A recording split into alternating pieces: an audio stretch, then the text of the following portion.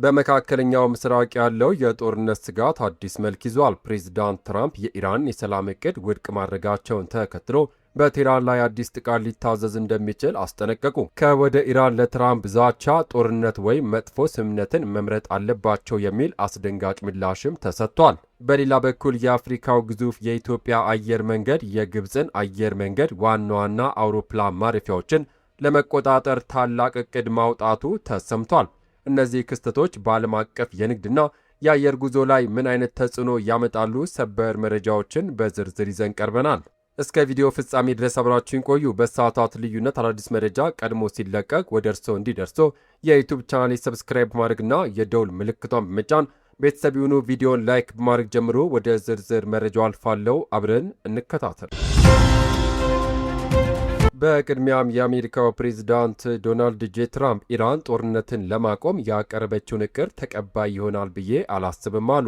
የአሜሪካው ፕሬዝዳንት ዶናልድ ትራምፕ ኢራን ያቀረበችውን አዲስ የተኩስ አቁም ዕቅድ እንደሚመለከቱት ገልጸው ተቀባይነት ያገኛል የሚል ተስፋ እንደሌላቸው ተናገሩ። ዶናልድ ትራምፕ ቅዳሜ ቴህራን ያቀረበችውን አዲሱን የሰላም ዕቅድ እንደሚመለከቱ የተናገሩም ሲሆን ተቀባይነት ያገኛል ብለው እንደማያስቡም ገልጸዋል። ትራምፕ ኢራን ትልቅ ዋጋ አልከፈለችም ሲሉ በማኅበራዊ ሚዲያ ገጻቸው ላይ ጽፈዋል።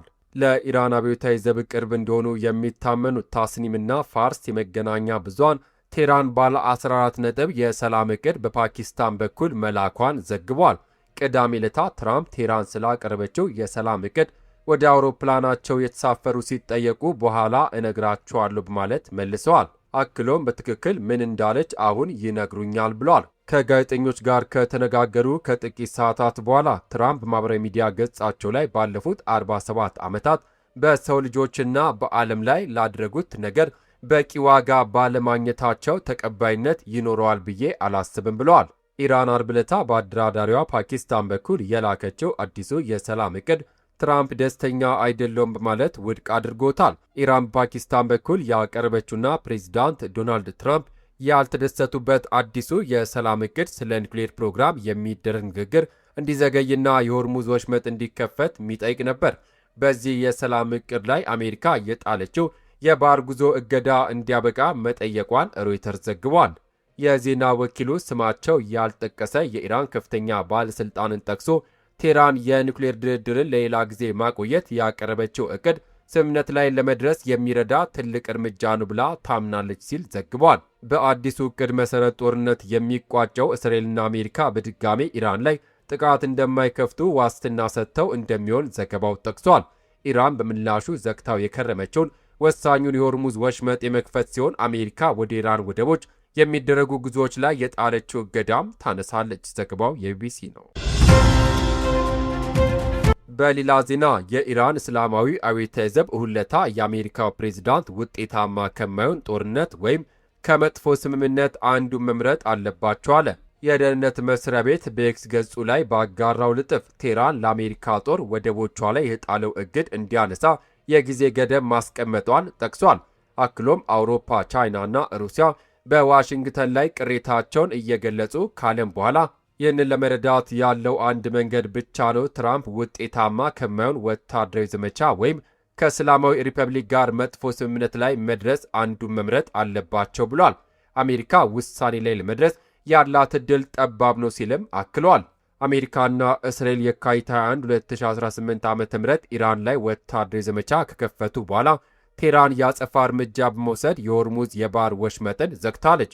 እንደ አውሮፓውያን አቆጣጠር ከሚያዝያ 13 ጀምሮ አሜሪካ ወደ ኢራን ወደቦች የሚደረጉ የመርከብ እንቅስቃሴዎችን አግዳለች። ይሁንና ሚያዝያ 8 የሁለት ሳምንት የተኩስ አቁም መካከላቸው ተደርሶ የነበረ ቢሆንም በኢስላማባድ አደራዳሪነት ተጀምሮ የነበረው የሁለቱ ሀገራት ንግግር ያለ ውጤት ተጠናቋል። ከዚህ በኋላ ትራምፕ የፓኪስታንን ጥያቄ ተከትሎ የተኩስ አቁሙን ያለምንም የጊዜ ገደብ አራዝመውታል። ዘገባው የቢቢሲ ነው። በሌላ ዜና የዩኬው ሂትሮ አውሮፕላን ማረፊያ በኢራን ጦርነት ምክንያት የተሳፋሪዎች ቁጥር ሊቀንስ እንደሚችል አስጠነቀቀ። የሂትሮ የአውሮፕላን ማረፊያ በኢራን ጦርነት ምክንያት በቀሪው ዓመት የተሳፋሪዎችን ቁጥር ሊቀንስ እንደሚችል አስጠንቅቋል። በዓመቱ የመጀመሪያዎቹ 3 ወራት ውስጥ ወደ 18.9 ሚሊዮን የሚጠጉ ሰዎች በአራቱ ተርሚናል በኩል አልፈዋል። አየር ማረፊያው በመካከለኛው ምስራቅ ከፍተኛ ባለው ግጭት እርግጠኛ አለመሆን ቢኖርም በቀሪው ዓመት የተሳፋሪዎች ቁጥር ሊቀንስ ይችላል ብሏል። የካቲት 1 ቀን 2018 ዓ.ም ጦርነት ከፈነዳ በኋላ በአካባቢ ያሉ የአየር መስመሮች መዘጋት በአየር ጉዞ ላይ ከፍተኛ ተጽዕኖ አሳድረዋል። በቀን ወደ ግማሽ ሚሊዮን የሚጠጉ ተሳፋሪዎች በዱባይ፣ ዶሃ ወይም አቡዳቢ አየር ማረፊያዎች ይጠቀማሉ። እነዚህም አየር ማረፊያዎች በአውሮፓ፣ በኤስያና በአውስትራሊያ መካከል እንደ አገናኝ ማዕከላት ሆነው ያገለግላሉ። አብዛኛው የመካከለኛ ምስራቅ የአየር ክልል እንደገና ቢከፈትም ብዙ ሰዎች ግን በጦርነት ምክንያት ወደዚያ ከመብረር እንደተቆጠቡ ነው። በዓመቱ የመጀመሪያ ሩብ ዓመት የዩሮ ገቢ ከአንድ ዓመት በፊት ከነበረው በ2.3 በመቶ በማደግ ወደ 844 ሚሊዮን ፓውንድ ቢጨምርም የተሳፋሪዎች ቁጥር መጨመር የምግብና የመጠጥ ሽያጭና የፕሪሚየም አገልግሎቶች መቀበልን ያካትታል። ሆኖም ግን የሥራ ማስኬጃ ደሞዝ እና የብሔራዊ ኢንሹራንስ ክፍያዎች በአይቲ ኢንቨስትመንቶችና በተሳፋሪዎች ድጋፍ ምክንያት ወጪው 6.5 በመቶ ከፍ ብሏል። የአየር ማረፊያ ዋና የፋይናንስ ኦፊሰር ሳሊዲንግ አየር ማረፊያው በአሁን ጊዜ ሙሉ እንደሆነና ትክክለኛው የቁጥጥር ማዕቀፍና የመንግሥት ፖሊሲ ያለው ሦስተኛ መንደርደሪያ ለመገንባት ያለው ዕቅድ ለማከናወን ዝግጁ መሆኑን ተናግረዋል። በሌላ ዜና የኢትዮጵያ አየር መንገድ የግብፅን አየር መንገድ ለመግዛት ዕቅድ ማውጣቱ ተሰማ።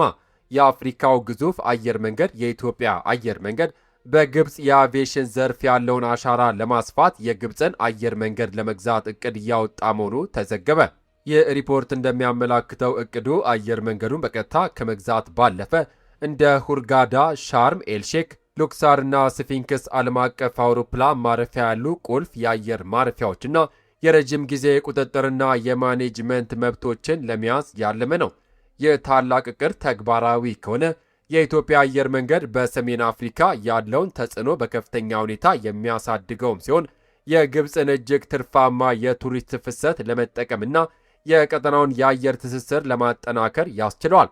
ይህም አየር መንገዱ በአህጉሪቱ ካለው መሪነት በተጨማሪም በዓለም አቀፍ ደረጃ ያለውን ተወዳዳሪነት ወደ አዲስ ምዕራፍ እንደሚያሸጋግረው ይጠበቃል። ክቡራትና ክቡራን የዩቱብ ቻናል ቤተሰቦች ለሰዓቱ ያስኩላችሁ የምሽት ሰበር መረጃ እነዚህ ነበሩ።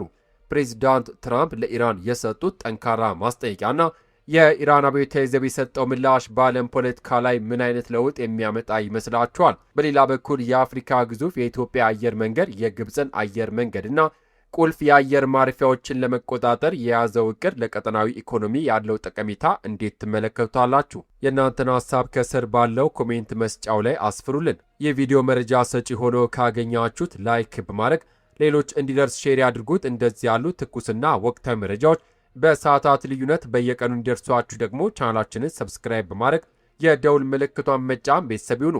ከሰዓታት በኋላ በሚሰሙ በአዳዲስ መረጃ እስከምንገናኝ በያለንበት የዓለም ዳርቻ ቸር እንቆይ።